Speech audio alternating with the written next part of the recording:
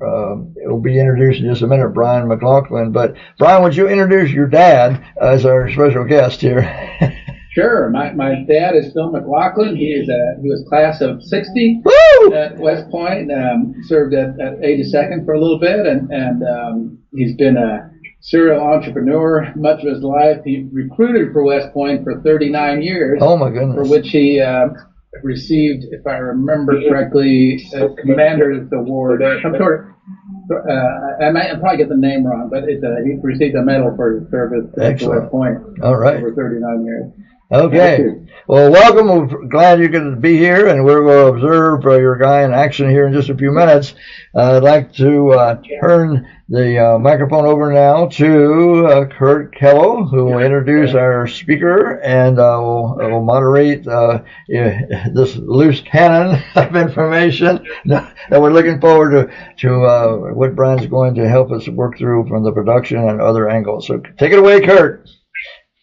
That sounds good, Tom. I think what we decided with Brian, I'm going to let Brian state the resolution for the first affirmative, and then once he's done presenting his case, we will moderate the meeting. But take it away, Brian. Tell us what you want to tell us, and we will, especially since there's only about less than 10 of us here, we'll follow the direction of the meeting as you've charted it out. Okay. I often get asked what a film producer does. It's probably the most asked question that I have ever gotten as a producer, and even people in the industry really have no understanding of the role. And part of the reason is that there are different kinds of producers, and there's a difference between film and television. I've mostly been a film producer, which I describe as a program manager or CEO of the film. So responsible for all aspects of the film, creative and business. Many people say, oh, the producer is the guy who gets the money, and that is a big part. Certainly that's even a crucial part. But even before that, the producer has to come up with the idea, whether that's his own idea or to a script that was sent to him or her, and then take it from there. Figure out what projects deserve to be made or will be successful, and then bringing on the director, the actors, the writer, if it wasn't already written, and then the funding, as mentioned, and by me, and everything else is involved. And even I say responsible for all the creative and business sides, but usually that's through someone else, bringing on the right director and actors and writers, and then supervising that work. So basically, the producer has to understand all aspects of making a film or TV show. On the film side, there are executive producers, co-producers, and associate producers. The executive producer is usually someone who brought in some sort of resources like the funding. Maybe it's someone who provided the funding, or it could be the manager of an actor and the manager brought that actor in, or somebody who provided a big location or something. And then associate and co-producers are producers who do a piece of the work to be defined at some point, but not the whole job. On the TV side, producers are usually a writer who has risen in the ranks of writing and has taken on more of the responsibilities like casting or anything else that a producer tends to do on the film side, but they still write. There are non-writing producers, but they are not as common. And the executive producers are the top producers on the TV side. Yeah. And I think we were going to lean towards, because you may run into producers more with other speakers, we're going to lean towards the shopping part of the job. Is that correct, Kurt? Yes. Yeah. Let me see. Do I have my mic on? I do. You do? I do. I have one of my mics on. Yes. Yeah. And we have, and then subdivided underneath, I think we have, because you have interactions with some of the titles like showrunners and stuff like that, we want to find out what the hierarchy there is, and if it's a hard hierarchy or if it's if it's more of a personality-based hierarchy. Yeah. Okay. I will. Please, if I don't get to that, please remind me. But I intend to. But I'll go in order. Talking first about well, actually, I'll just jump into that since it kind of leads to from what we were just talking about with the different types of producers. The first level in the TV writers room is the staff writer, and that's just the beginning writers, the baby writers as they call them. Actually, working for everyone are writers' assistants and script supervisors and script coordinators, and then you have the staff writer who will occasionally get to write an episode, but also has inputs on the rest of them. The next level up is story editors, and some of these have differentiating like senior editor or something like that. Then you get co-producers, which is the next level. Producers. The co-producers and producers are considered the middle level, and supervisor producers, the three of them, anyone with those kind of titles. And then it's not a strict division of where middle and senior are. And then you get the co-executive producers and the executive producers. And one of these executive producers will be the showrunner, the person who has complete overall responsibility for a TV show on the creative side. And it is loose, like you implied. It varies from showrunner to showrunner how they run their room. Some of them are very rank conscious, others are very collaborative. So it really just depends on the people. So executive producer. So these hierarchies are mostly formal. So an executive producer can tell a producer what to do, but not the other way around. Or I know that's a generalization, but okay. Yeah. All right. It's loose, like the Air Force ranks are loose, I guess you could say. Okay. And then if you want me to go into shopping, should I do that now? Yeah, sure. Yep. So shopping is the term that means taking the project out to get funded. Or it could also be taking the project out to get someone attached to it, like a director or a big actor or a producer, usually in the case of TV, but it could also be in the case of film. If you I don't have a production company that has all kinds of resources and people, so I may shop my project to a more established and resource-laden company. So shopping is just taking it out to get it greenlit, basically, eventually, and there may be steps along the way. I've produced 4 feature films. Wow. And those did not require a great deal of shopping. We went to private equity, went to private investors for all of that. The first film took 10 days to get funded we went to people we knew. And that's the second film only took a month. Wow, we got to copy and paste we had you. Most of the money at the time that we had to start shooting, and the director said to me, "Do we have the money for production?" I said, "Yes, we do." And then, so we went into production, and in the first week of production, I was able to raise the rest of the money. The third one was funded completely by the guy who wanted to make the film, and the fourth one was funded by relatives of the person who came up with the idea. Oh, wow. So those were easy.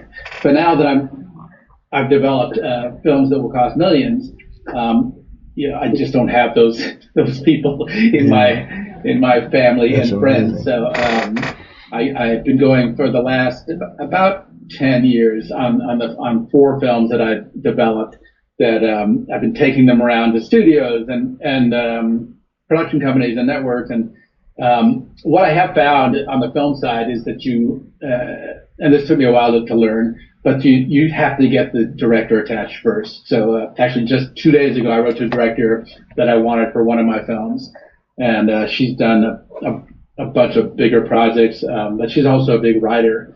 A lot of times the directors you go to are TV directors who want to direct a film, and or independent film directors who want to move up to the next level. And so that's what I've been doing for these 4 films. One of the films, Tom and I know each other from the Writers Guild's Veterans Writing Project. Veterans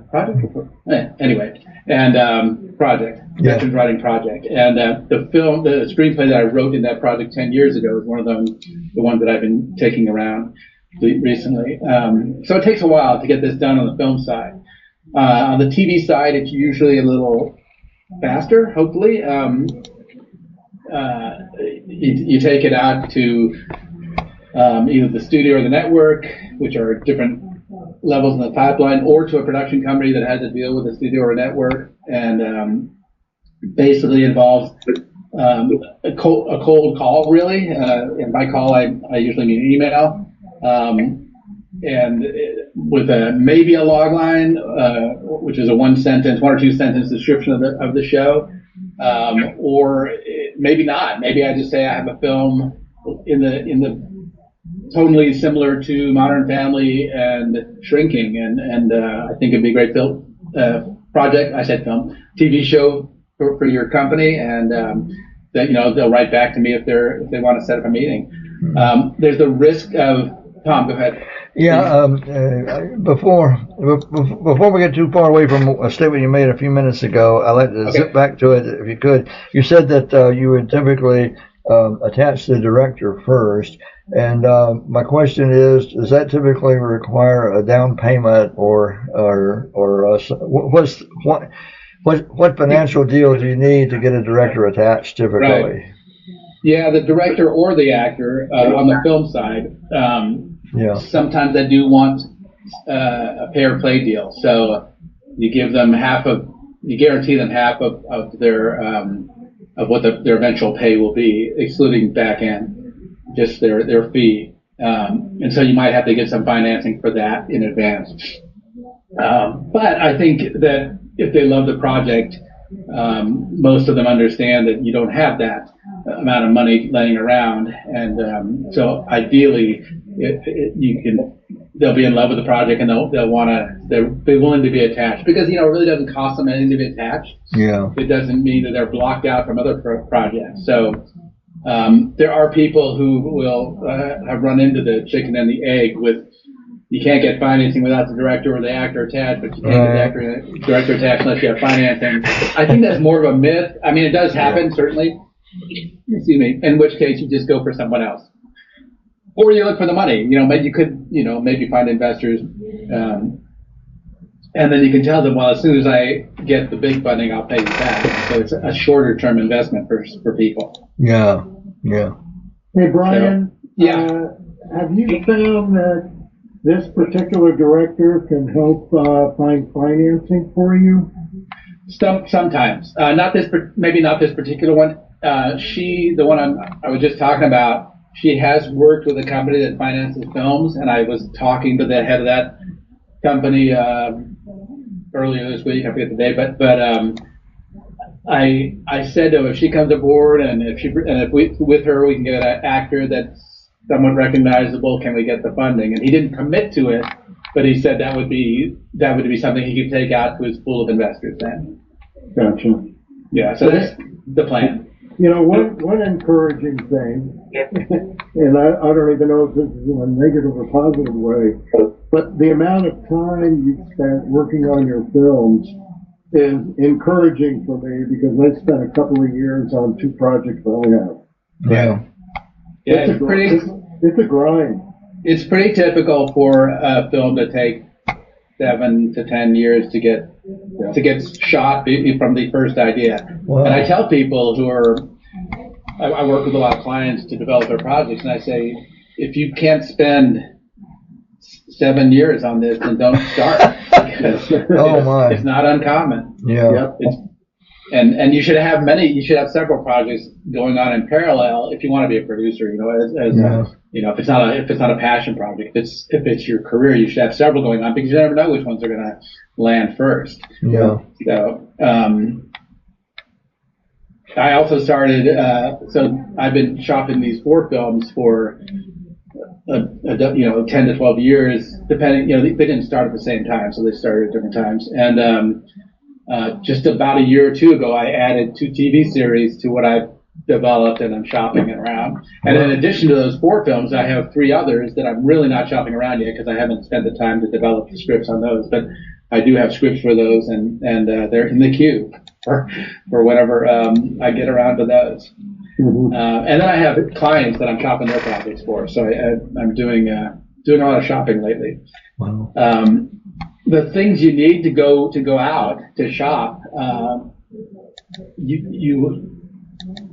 you will need a log line, that one sentence, because you might get the reply. But if I write to someone and say, hey, I have to have this comedy that's tonally like Modern Family, they might write back and say, okay, send me the log line. And then, that'll probably be the first thing they ask for. Or, and I will at that point. I probably won't send more. Like if they say, send me your pitch deck, I'll probably say, let's set up a meeting and let's go over that in a meeting if that's okay with you, which it has been when I've done that. Because if I just send them the deck without any explanation, the odds are much lower. Yeah. But if I can have the conversation with them and show them my passion, why I'm excited about this project, it's a much better chance that they'll come on board. But you should always have the log line, the one sheet, which is, as it might sound, it's a one-page description of the project, a treatment, which is a several page, could be 20 pages, but it could be as short as 5, description of the show or movie. Then a pitch deck, which should be 7 to 15 pages, and then the script. If it's a TV show, it will be a script of the pilot. If it's a movie, it's the full thing. If you have an unscripted project, then the treatment is probably going to be more extensive, and there will be no script. In the meeting, though, when I do get that meeting, I, anyway, don't present any of that stuff. I just talk. I think when you put something on the screen, it puts a layer between you and the person you're talking with, or if it's an in-person meeting, having them look at your laptop kind of removes them a little bit from the connection you have with them. So I just tell them the story verbally, and then I will follow up after the meeting. Assuming it went well, they'll say, well, send us what else you have. Yeah. And I did this with ABC about a year ago next week for a project. And it didn't, as you might guess, because I would have mentioned it by now, it did not get picked up by ABC, but at least I had a good meeting, and she asked me to send her the script and all the other material, which I did.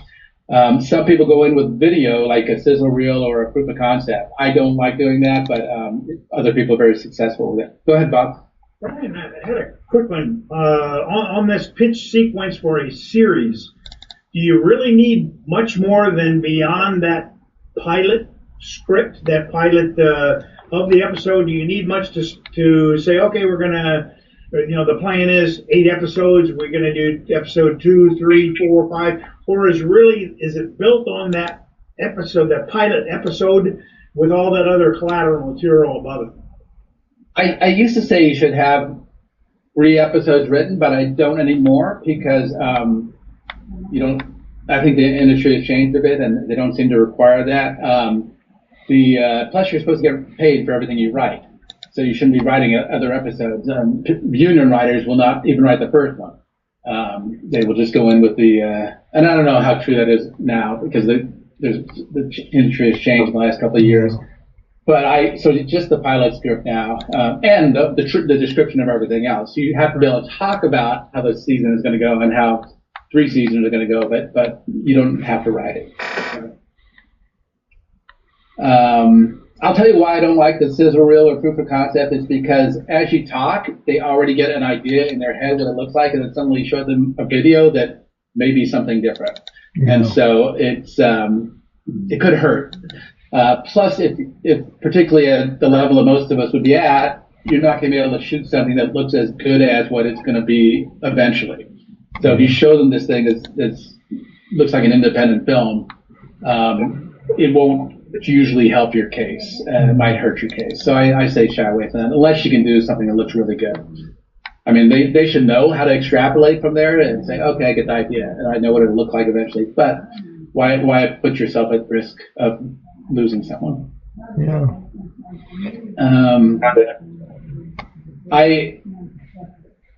One question that comes up pretty often is like, how do you get these meetings? And that is why I am in a position to shop other people's projects, because of the fact that more than someone off the street, I can get these meetings. And the main answer is that 20 years of networking and getting to know people at networks and studios and production companies, and they know me. they remember the last time I wrote, and they remember, you know, I remind them of when we worked together in the past, or whatever it happens to be. Another way is through an agent or manager, which is the standard way. You get an agent or a manager, and they set up those meetings for you. But that is less useful if you're at the lower level of writer, or if you haven't created a show before. They only have a certain amount of time to get in front of a production company or a studio or network, and they're going to pitch the people that have the best chance of getting picked up. Of course, yeah. And that's not going to be someone it's their first go, or if they're a staff writer or something like that. So most people's first shows, are set up on their own. My understanding anyway.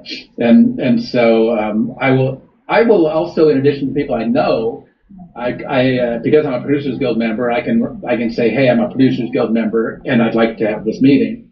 And so I get the meetings, whether it's from my project or other people's projects, and I've never asked why I got the meeting.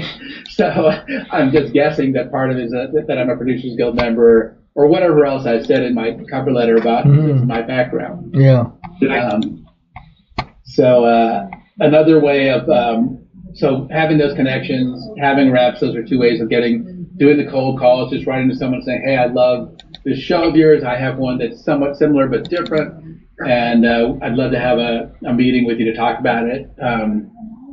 They're looking for material too, for the most part. A lot of them are under contract to actually provide ideas to the network or studio on a certain number of years. So getting a certain number a year. So getting an idea from me actually helps them. So and then the last way, particularly if you live in Los Angeles or the area, is just living your life and going to the gym or going to your art class or your yoga class or going to a restaurant and talking to the people at the next table, which is sometimes weird, but it happens. And you end up meeting people who are in the industry, and you don't want to be too obnoxious about them saying, oh, can I pitch you my project? But you can follow up with them later and say, hey, why don't we get together for coffee? I go to probably, 75 screenings a year of movies and TV shows. And while I'm in line or while I'm sitting in the chair in the audience, I talk to the people around me and have made many, many connections that way and then I follow up and it may be a month later or maybe 5 years later that something, there's some reason to continue the conversation, but you got to start the conversation in those moments. Yeah. And if you live in Boston or the Hudson Bay or somewhere else, then you can do these things remotely. You can just write and say, hey, I love this show. I'd love to get a meeting with you. Just an informational meeting. And it's non-threatening when you word it that way. And people in the industry are usually pretty good about saying yes to an informational meeting, just to ask for advice, not to pitch your project, but just to ask your advice. And then in that conversation, they will very likely say, so what are you working on? And then you can at least tell them about it. If they're interested, they'll let you know. But, Brian, I have a question. Sure. How do you get paid for shopping somebody else's project?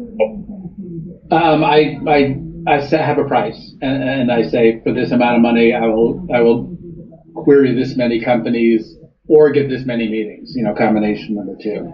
Okay. Yeah. There are companies that one of which I work with as a freelancer called Voyage Media. There are companies that you can do that through if you don't know someone like me.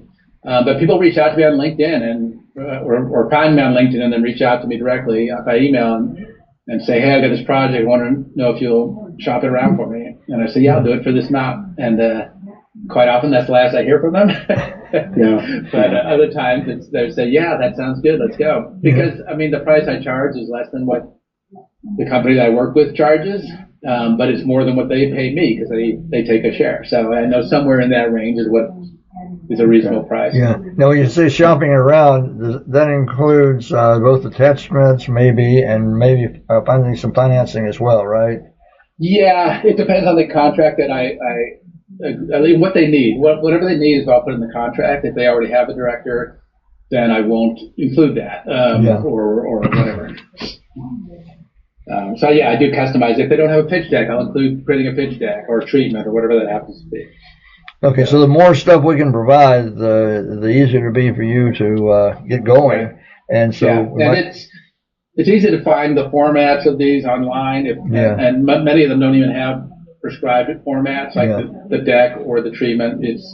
But they say, oh, you should include these things, and so you can create it yourself, and you can find examples online. So you don't have to pay me to do that. Yeah. I think there's several members of WPME right now, don't you think, Bob, that are in that situation that they could certainly use someone like this with this service, don't you? I kind of think so. That if they know that it's there, there's a service there that could help them try to penetrate into that pitch target. Because I think you said that a little bit earlier, Brian. It's really about identifying who to pitch to and how to get that pitch to them. Yeah. If you believe in your project, then and you do your homework and you do all your prep, it's about making that link. And I think there's there's a service in that. Yeah. And another part of it is, I mean, a lot of research goes into this. It's not like I just say, I know who wants to do that, and I send them an email. There are hours of research to go into what have these companies done before? What do they have coming up? Yeah. Because IMDb Pro anyway shows the upcoming projects that they have, and I spend hours a day on IMDb and also on LinkedIn, in addition to everything else that makes up my day. Should I continue with describing pitch meeting, or like if you have questions, feel free to just jump in whenever you want. Well, we had basically four questions on pitch meetings. I wanted to ask you if you thought there was a big difference between film and television. We had a couple of questions about that. Are those two worlds, or are they slight variations, or? It's a slight variation, I would say. Some companies do both. Some companies you have to go to separate people. On the TV side, you have to show that this thing has legs, that it'll last for 3 seasons, rather than if TV is generally more character driven. So I might be talking about the characters a lot more than the plot, because the plot usually is fairly formulaic. If it's a procedural, a police or legal thing, then everybody gets it. We know how that's going to be set up. But what is it? It's the people, the characters that are going to keep the viewers coming back every week. Yeah. On the film side, it's more about the beginning, middle, and end of this story. But in both cases, it's why do we need this show or movie? Why is it different than everything else, yet similar enough that we know it's kind of bankable? Mm-hmm. So those are those are the differences really.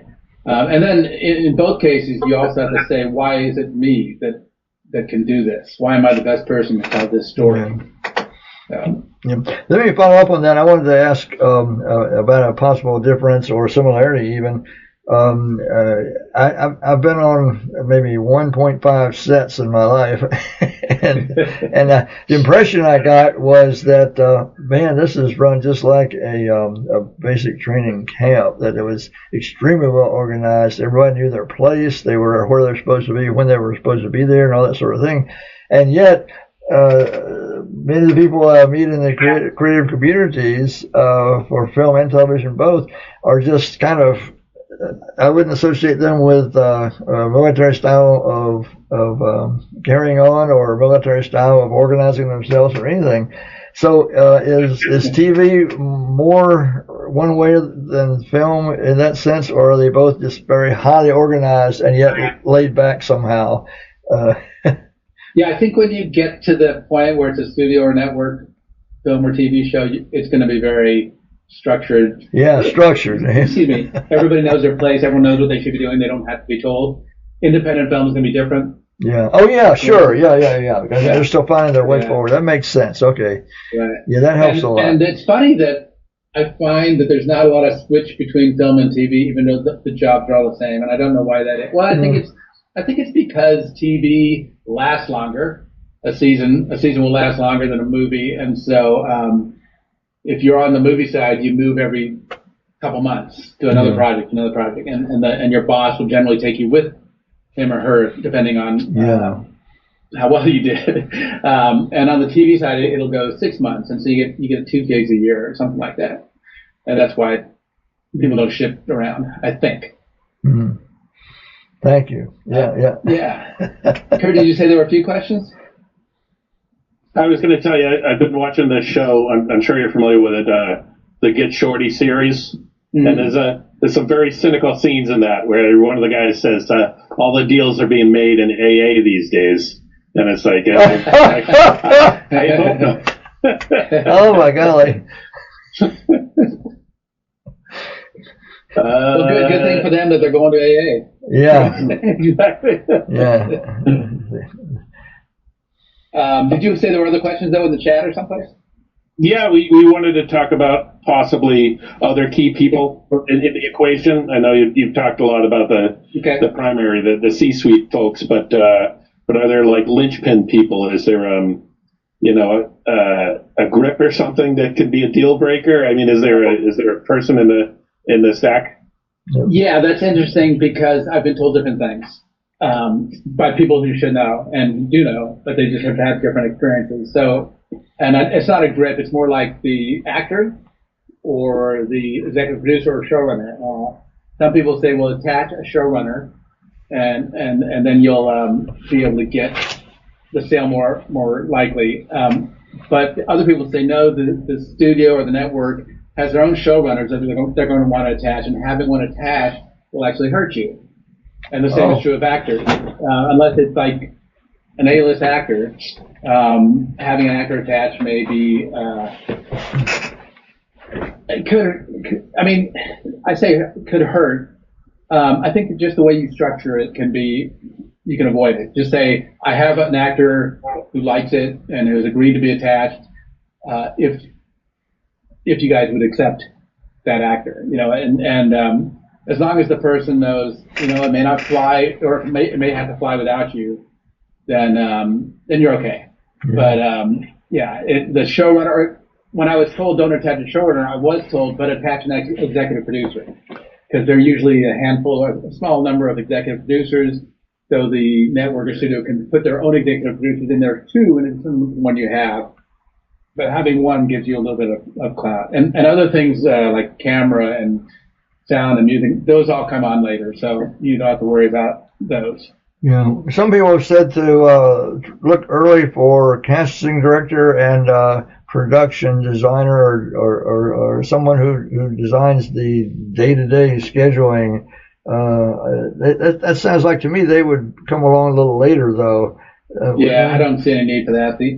The casting director could be helpful, particularly on a film. Yeah. If you need to get someone attached that you can't reach, but you could also just write directly to the agent or something. But if you don't know who you want and you don't know who's going to bring in the money, then you can go to a casting director, and they could be really helpful. Yeah, that's reckless. But that cost a few $1,000s, so it's not it's not as bad as attaching a director money-wise or an actor, but it's not free either. Yeah. So, but then they could know who to tap and get attached, so that the production investors would have a clue that this thing might make some money. Yeah. Based on their box office draw, right? Yeah. Okay. Right. And based on their box office both domestically and globally, which can be very different. Yeah. Okay. There's a great book, by the way, called Good in a Room, and it's written by Stephanie Palmer, who was a development executive at MGM, and it's really fantastic about how to go into a pitch meeting and do well. And what's the first word of the title? Good. GOOD. Golf. Oscar Delta. Yeah. Good something in a room. In a room. Good in a room. Good in a room. Yeah. How to be good in a room. Okay. And she talks about the phases. She sat in hundreds of these meetings, and she describes which ones go well. And one of the biggest things she talks about is don't start by pitching your project. Start by connecting with the people, breaking the ice. And some of that, in my experience, is to research ahead of time who you're going to meet with and, where they're from and what they've done in their life. And, do you know the same people and things like that. Yeah. If you use their social media to do that, as I have done, don't say that's how you, Okay. I found you, I saw on LinkedIn that we have a mutual We'll friend. delve over that. Okay. LinkedIn is okay, but don't say, I saw on Facebook that we have a mutual friend. That's a little creepier. Right. One time I had a meeting, it was actually a job interview, and the woman is a white woman, and she had a black daughter, and I walked in the room, and I seen that the night before on Facebook. So when I went in the room and saw the photo of this little girl in her gymnastics outfit, instead of saying, "Oh, who's that?" which might have been a little offensive, I said, "Oh, your daughter does gymnastics. I do gymnastics." And so it just started on a completely different tone because I did that in my research. Yeah. And then the next thing is to, before you pitch, ask questions. The specific question being, what are you looking for? And find out, like you go into Blumhouse and say, are you looking for horror? It should be obvious. And yet they did Whiplash, that movie about the drummer. Yeah. It was not a horror movie. It was not a happy movie, but it was completely out of what you would have expected. So a conversation like that can be helpful in maybe not switching what you're going to pitch them, but maybe switching how you're going to pitch it. So I went into Amazon one time and asked that question, and he said, well, we're looking for this, this, and this. And so as I pitched in my projects, I emphasized those three elements in the projects. Mm-hmm. So, which I would not have done otherwise.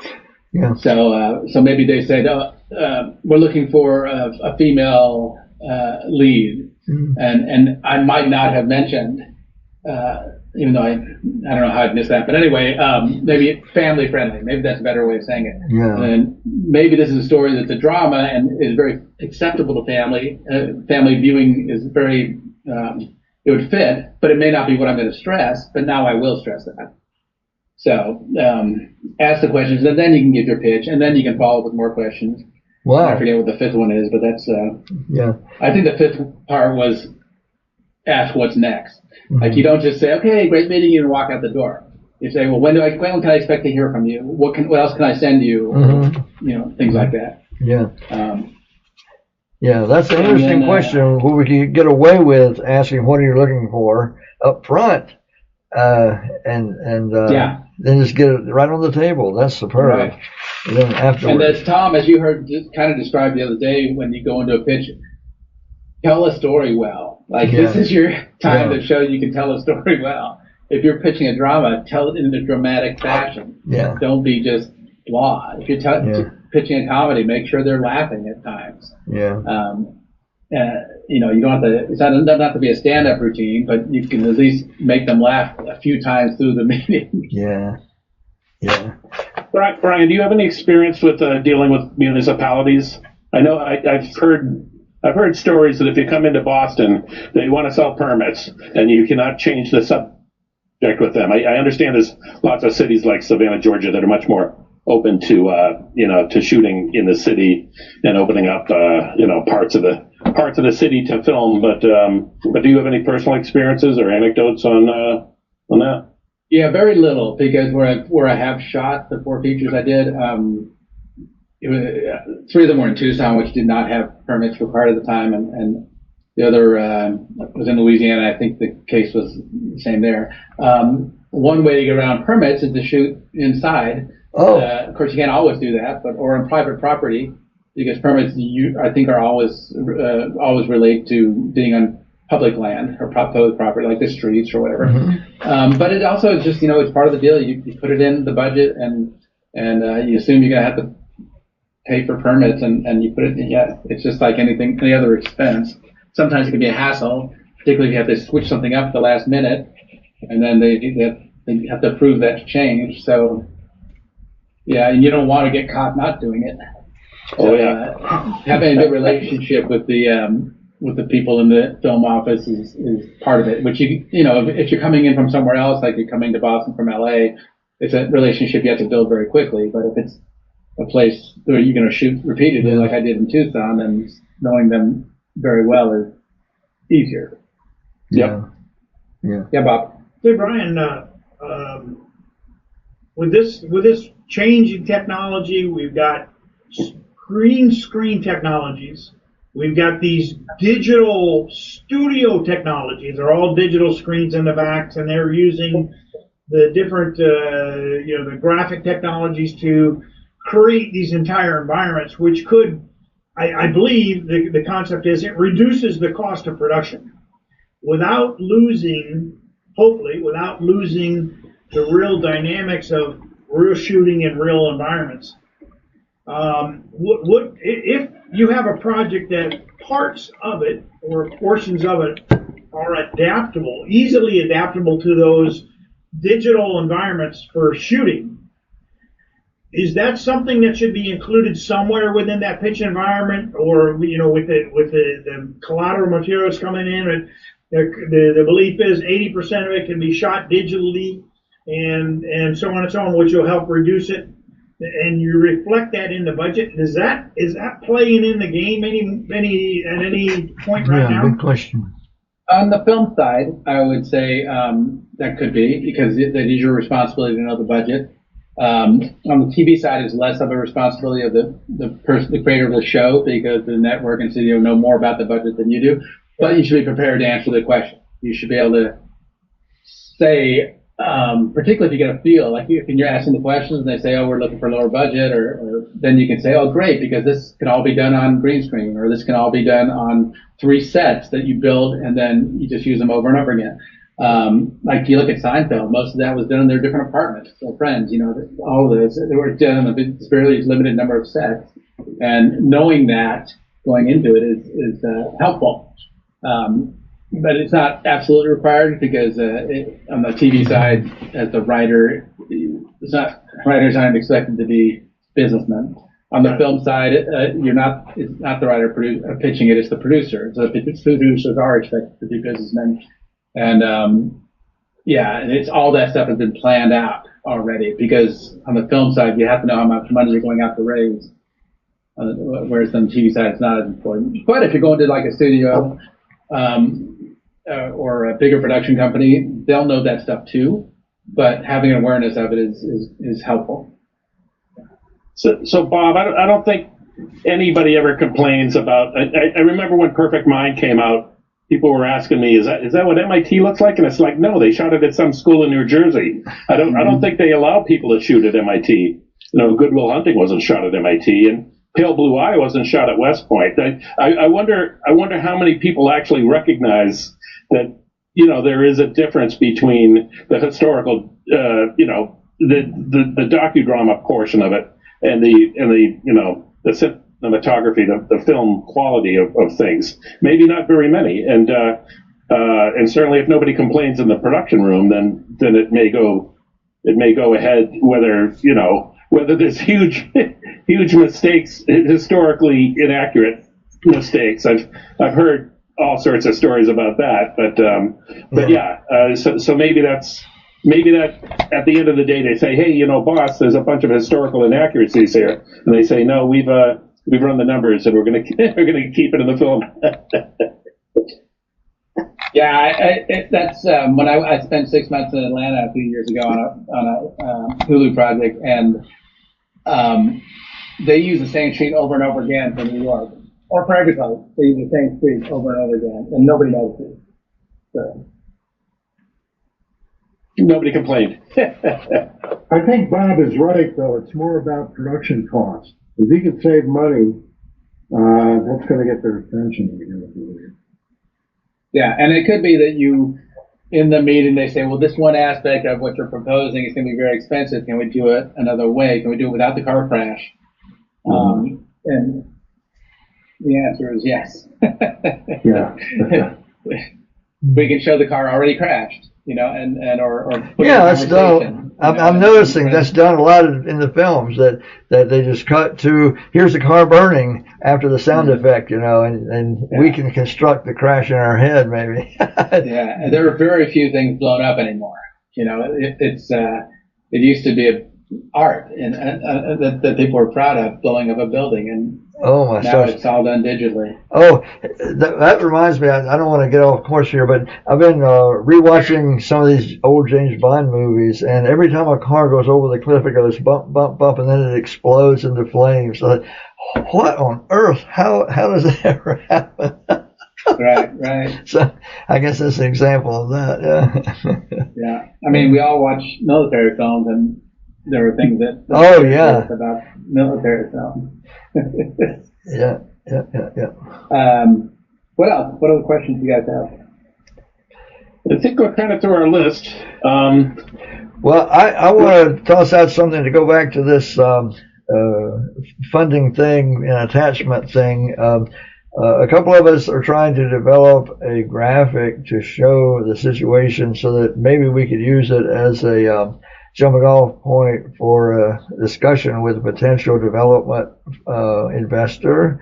And would appreciate it if we could show it to you and see what your comments would be, or that's not exactly correct, or you need to add something out here. Would you be willing to take a look at this graphic for a minute or two? Sure. And just do that? Okay, let me share the screen here with this thing, and I'll do it. I think a couple of you have seen this. A couple of you have seen this before, but maybe one of you haven't. And what we're trying to do is show that there's two, it's like the Grand Canyon South Rim and North Rim or whatever, and in the middle is the big gap, the big valley, and You better make that valley bigger. yeah, I know. but we got a little drawbridge in there on two parts. One is development funding, and one is the talent and staff, and just, well, I don't know. It just helps understand a little bit, and maybe helps communicate to somebody who doesn't really understand how the funding works, that we need to get both of those drawbridges down in order to get across to the other side. So could you take a look at this? Is not it's not a briefing slide or a slide in a pitch deck. It's more of a study slide that could be used for discussion. You know, it'd be up on the screen for quite a while, and people would talk about it and ask questions about it and that sort of thing. So we're hoping to give an aid to us to help make sure we understand the process correctly, and then a way to communicate clearly, more or less, to others what the situation is. I don't know that there are a lot of development investors anymore, or that development investment happens a lot anymore. And it may be that maybe it fluctuates. Okay. It used to be a really big part of the business, but that was around when I first came in, and I haven't heard it discussed much in the last 15 years, except when people say there's none of that money anymore. Yeah. Maybe studios and bigger production companies, they do that, but it's internal funding. They don't go out and, I don't think. Well, how do you make investments if you don't have development money, though? That's what I can't figure out. Yeah, so hopefully attachments. Mm-hmm. Yeah, I don't think there are investors who specifically do that, but you might be able to arrange a deal with someone for that without really that being their primary business. Like maybe if they're interested in it, you can get them to say that they will incrementally fund it. You know, maybe put it that way, and instead of saying development investment, say incrementally funded. Incrementally funding, yeah. I just pitched a project that I invented it about a month ago. Okay. And I haven't heard back from the pitchee, which is Taco Bell. Yeah. But I've been planning for when they do come back what I would be proposing to them, because they're not a film company. Yeah. And so but they do. They're just, you know, they're a business that does other stuff, and so they would know things like, if they said to me, put together a proposal, I would probably say, here's what it costs to get the script and other development things involved. So I would phase it. So here's the development phase, and it would have this amount of money in it, and then here's production, and then the marketing, they could decide on their own if they're going to be involved in that, because they do marketing. Yeah. But in my head, I was already planning to have the development phase separate, but it was all going to be put together in one package that says, here are the increments that be looking for. Yeah, that's interesting. I developed this for someone who's not familiar with the process, and it's sort of like maybe somebody at Taco Bell or some other place that does stuff and maybe has an interest in, I've always wanted to do something with film, and I got a few $100,000 laying around, and that sort of thing. And this would help me maybe communicate to them maybe how the whole thing would work through. Now, so if you're going to like your doctor, your lawyer, and asking for investment, then something like this would be fine because they don't know, the ebbs and flows in the industry. They don't know that there's no such thing anymore as development investment, development funding. So yes, you can go to them and say, listen, once I need this much money to get to the point where I can pitch it to the people who fund the whole thing. Right. And once they do, I'll give it back to you with 20% or whatever. Yeah, that's what I wanted to follow up on to ask. Is that a common practice that when the production funding comes in that you pay off immediately the development investors along with a little icing? Yeah. So when for the private equity investors, that's usually and I don't know that this is unique to film. It might be across industries, but the person who funds it, they get the first money that comes in, the first dollars, until they're repaid plus whatever amount you agree, which is 10 or 20% usually. Yeah. And then after that, you split it 50-50 with them.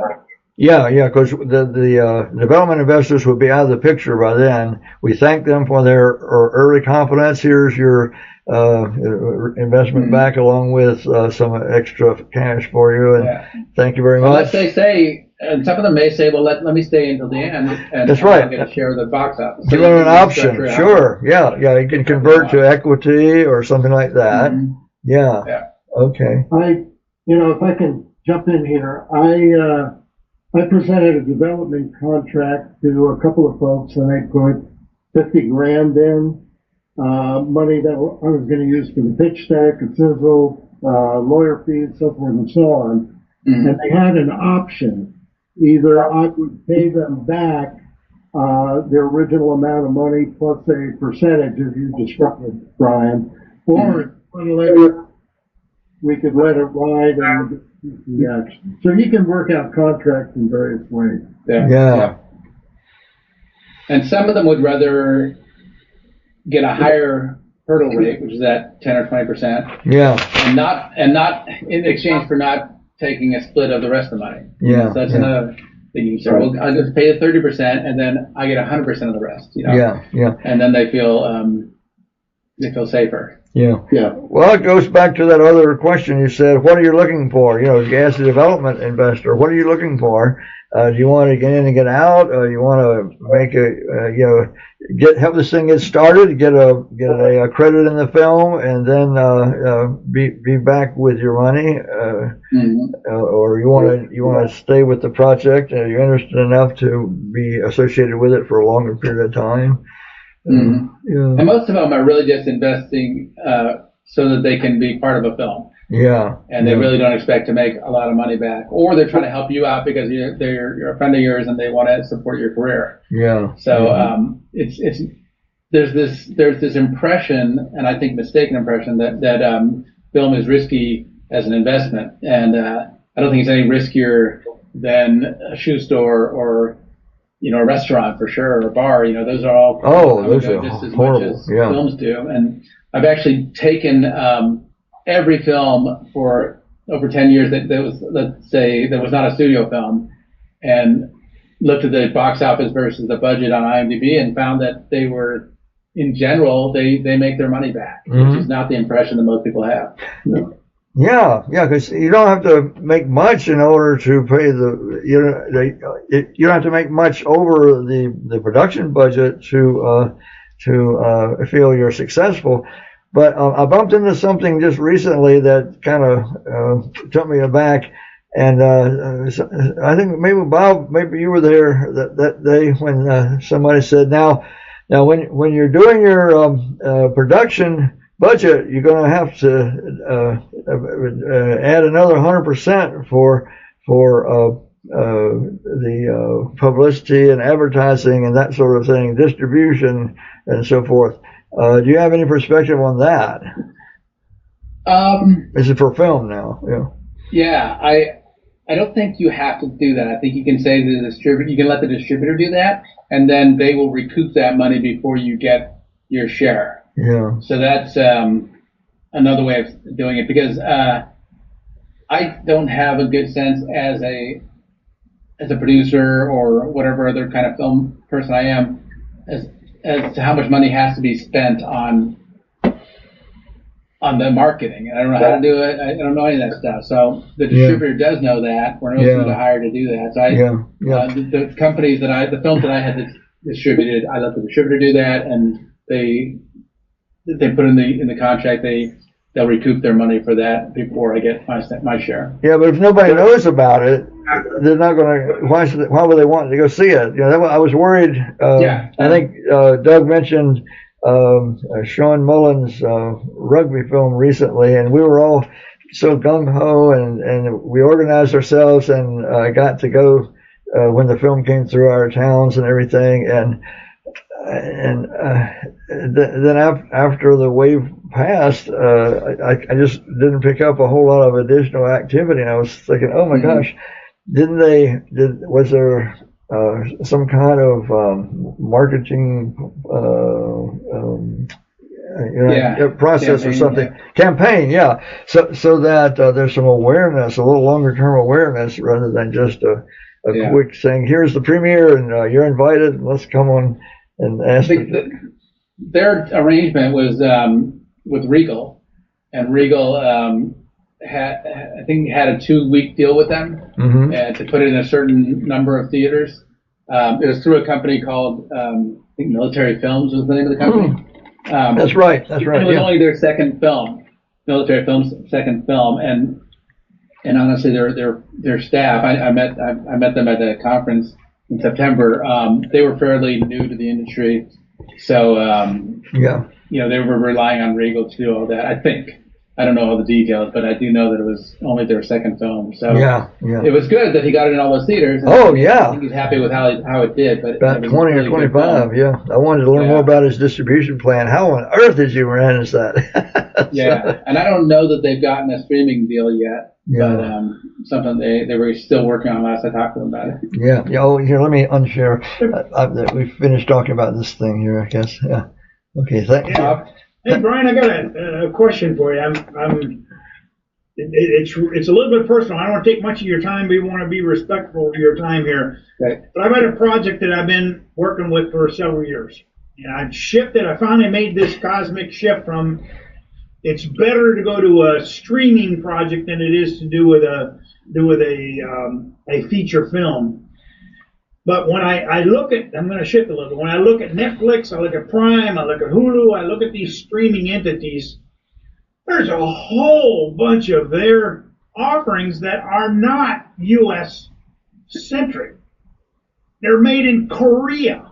They're made in Italy. They're made in Spain. They're made in these other countries. Mm-hmm. And that's where I'm looking at my particular project. There's only, of the primary and secondary characters, there's only one American. The rest of them are West Asians. Yeah. Nepal, India, Pakistan, Tibet. So I say, should I be shifting my target of the pitch into, say, the Bollywood market? Should I be shifting it at the Indian American actors and directors and those who have filtered into the U.S. market? Should I target them as a means of producing it there, having it be one of those Bollywood type projects? And it would seem to fit in with where a lot of these streaming networks are gone. They're going global. They're not just L.A. and Hollywood. Is there any thoughts on that? Yeah, I think you should not chase the money, the market. You should do whatever is organically best for your film. Yeah. And then it will do better. You know, like if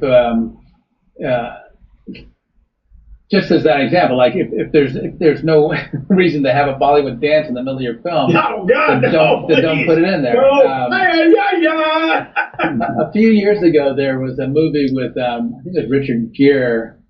Maybe it was Michael Douglas. Anyway, it was about this dog in Japan that everyone knows the story about this dog who stayed at the subway station after his master died. they moved the story to San Francisco, I think, and set it there, and it did horribly because it was not authentic. They thought they were going to a market that would receive it better, but everyone, it just wasn't. It didn't fit the story, and so do what fits your story. But if your story can be done in a way that has a global appeal, then without sacrificing authenticity, then I think sure, like with any other product, selling it around the world is a better business model than selling it just in a local area. Yeah. Whether that's U.S. or anywhere, but don't force fit it. Yeah. I think some of these movies, I saw a movie with Jim Carrey, and it was quite clearly a turnkey that they brought to him, and they said, hey, do you want to play a heavy? We're shooting the entire thing in Hungary. I can't remember the name of the movie, but he was the only American actor in the movie. So I think some of these things, they come fully formed. It's like, we got the film crew, we've been doing this for years, and you're just going to take over the lead role. We couldn't hire any of our local heavies or whatever, and I think movies like Bullet Train might be the same way. They go out and they say, we can shoot all this stuff because we've got this long history of doing stuff like this, and now we want a couple of big name American actors, and maybe a big chunk of the budget goes to that, but they've got all the other stuff streamlined. They've got the film crews, they've got the schedules all lined up. I think I've seen a bunch of movies like that, and that's really the only, like the Jim Carrey playing completely out of character. I'll look that movie up. It was really weird because he was a really dark character, and you never see that with his movies. Yeah. I don't know, Tom, what do you say? Do we have anything else? This has been fascinating. I didn't think Brian's got a little bit of experience in everything. He's been around a while, so. Well, one thing he has failed to mention adequately, I believe, is his networking skills. He's touched on them a time or two, but this guy is one of the foremost networkers of anyone I've ever observed, and I wonder if he would give us a few pointers on effective networking here. Yeah, networking is for a lot of people a dirty word. It sounds fake. It sounds self-serving, but it shouldn't be. I think networking is just living your life and being a little interactive with people, and also. Well, yeah, I mean, it's just social skills, I guess, and so many of my producer skilled friends don't go to events and don't go to mixers and whether it's screenings or mixers or award ceremonies or whatever. I mean, I try to go to as many as possible, and while I'm there, I try to talk with everyone possible. Like this a couple weeks ago, the group that Tom and I are volunteers in, the Veterans Writing Project, had a weekend or a Saturday mixer and Saturday event, and it ended with a mixer. And like during the lunch and during the mixer and during breakfast, like I did not spend a lot of time talking to people I already knew. Right. I went around talking to new people because I know the people I know, and nothing against them. But I can have just as pleasant a conversation with other people, and so I did. I think also a big part of it is giving more than receiving. The more that you can offer rather than ask for, the more people will appreciate you and not feel like you're being self-serving. Yeah. When I got laid off from Disney a couple of years ago, I wrote to 350 people that I knew in the industry and said, hey, I'm looking for something. And one of them is an executive vice president at Sony, and she said, you helped me so much back through the Producers Guild's mentoring project a few years ago, and I'd love to help you out as much as I can. I didn't even remember that event. I mean, when she told me, I did, but I didn't think of her and connect her with, I helped her get a mentor back then. Yeah.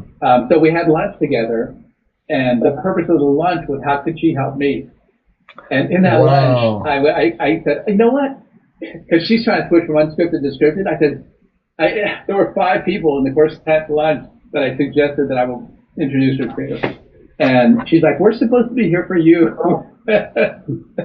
And she's always there for me whenever I have, I reach out to her. And but it's because I was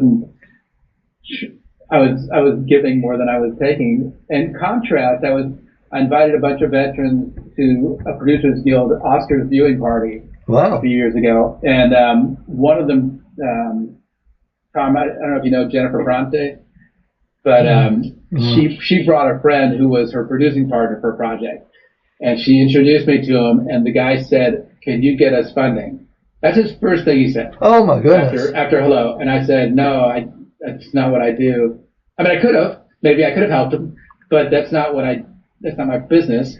Yeah. And I go, "No," and he turned away and just walked away. Wow. And she looked embarrassed by it, but I was like, that guy, I'm never going to. I don't want to talk to him again. Yeah. Another time I was at here's an example, Tom, I guess more to your question.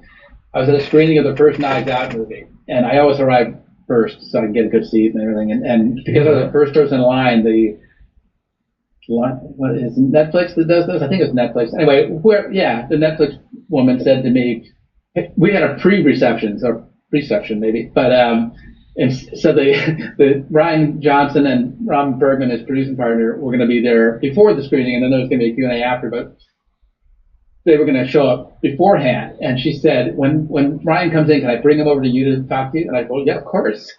And I later thought it's because they showed up these things and nobody knew who they were. Oh. And so nobody was talking to them. Yeah. So she arranged it that he would have someone to talk to. And he came over, and so Ryan spelled his name R-I-A-N. And he came up and he was introduced to me, and I said to him, "You ever miss the B?" And he goes, "What do you mean?" And I said, in your name, like Brian, Ryan, Oh, that's good. Yeah. And he laughed and he goes, "No, but I tell you, when I was about 9 years old, my parents asked me if I wanted to change the spelling of my name." And I said, "You mean add a B?" And he said, "No, change the I to a Y." And so that's how the conversation went. We talked That's about good. stuff that Yeah. had nothing to do with work. Yeah. And as we were talking and laughing and having a great time, this other person came up and she started rattling off her resume basically to him. Oh. And so I laughed because it changed the whole tone of the thing. And a few minutes later, Ron Bergman, the producing partner, came in. He's from Israel. And I said to him, "So you're a veteran too." And we talked about his military stuff because everybody there has to serve in the military. So we talked about military stuff rather than, "Oh, I loved Brick and I loved whatever the Star Wars one," And so Ryan and I have been in touch ever since that first movie that came out. He did a round table with me for the Producers Guild of Veterans and Media and Entertainment. I went to a screening of his most recent thing, and he came over, gave me a big hug, and kept patting him on the back as we talked. And it's because I didn't say to him, "Can you?" Oh, as I was talking to Ram at the first event, a woman came up and introduced herself and immediately said, "Can you read my script?" Oh my heavens. So that's the contrast, and that's why she doesn't have a relationship with him, I assume, and I do. Yeah. So it's more about treating people like they're other human beings rather than what their position is in the industry. Yeah. Yeah. Another guy that I'm pretty close with, when I first met him, he was a senior VP of production at Fox, and then Fox got acquired for Disney. And I wrote to him and I said, "Hey man, I just noticed that so-and-so who used to be at Fox is now at Paramount in a really high position. You probably already have it all covered, but just in case, heads up." And he wrote back a nice thing saying, "Yeah, thank you for thinking of me. Thanks for caring." Because I wasn't writing to him saying, "Hey, when you move, can you hire me?" I was writing to him saying, "Hey, here's a way I'm thinking about you." And he's always been really good to me and responds the same day to emails and answers questions and does things for me that are helpful to me or other people. So it's not looking at people as what they can do for you, but how you can be human beings together. Yeah. Yeah.